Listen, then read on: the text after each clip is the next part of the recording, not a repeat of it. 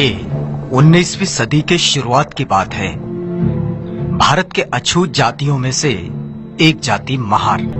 बहरहाल महार अपनी खोई प्रतिष्ठा और अस्मिता को संरक्षित करने की मंशा में थे और अंग्रेज भारत में अपनी सत्ता स्थापित करने की जुगत में। ऐसे में अंग्रेजों की नजर महारों पर टिकी, जो कद काठी में मजबूत और निडर वृत्ति के थे।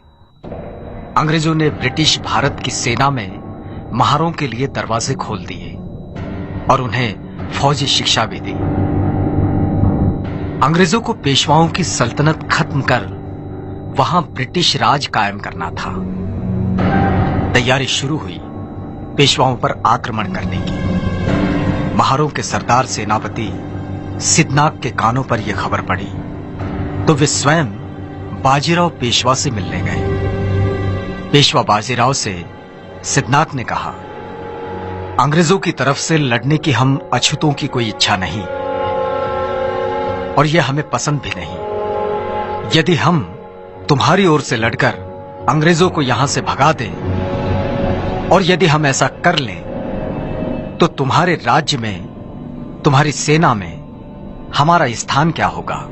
पेशवा बाजीराव ने सिद्धनाग के इस प्रस्ताव की अवहेलना की और कहा, सुई की नोक पर थर्राते हुए ठहरे धूल के कण जितना स्थान भी तुम महारों के लिए हमारे पास नहीं है। तुम लोग हमारे पैरों की धूल हो और वही बने रहोगे।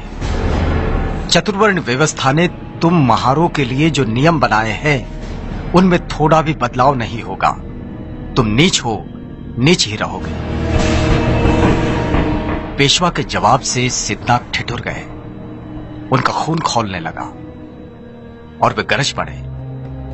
तान के साथ सिद्धनाग वहां से निकल गए। जीवन जीने के लिए युद्ध का रास्ता उसे जचने लगा।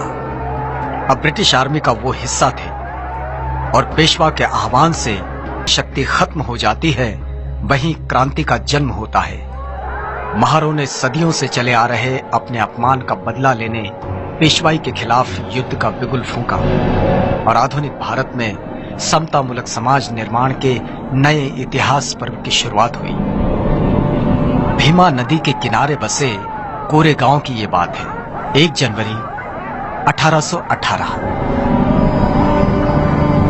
मुंबई के नेटिव इन्फेंट्री के 500 जवान, जो सभी महार जाति से थे, 250 घुड़सवार और 2 तोपें, कैप्टन स्टॉटन का नेतृत्व और सामने पेशवा के 25,000 से भी ज्यादा पैदल सैनिक और 3,000 घुड़सवार।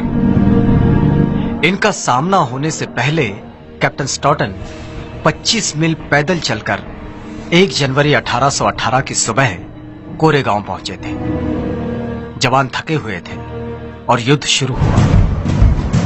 महार सेना का नेतृत्व रत्नाक, जतनाक और भीकनाक कर रहे थे। एक दिन एक रात ये युद्ध चला और देखते ही देखते पेशवा के 25,000 सैनिकों का धुआं उठ गया। 500 महार सैनिकों के सामने पेशवा कोरेगांव के इस 75 फीट ऊंचे विजय स्तंभ पर दर्ज है। इस क्रांति स्तंभ, विजय स्तंभ को सैल्यूट करने बाबा साहब डॉक्टर अम्बेडकर हर साल 1 जनवरी को यहां जरूर आते थे।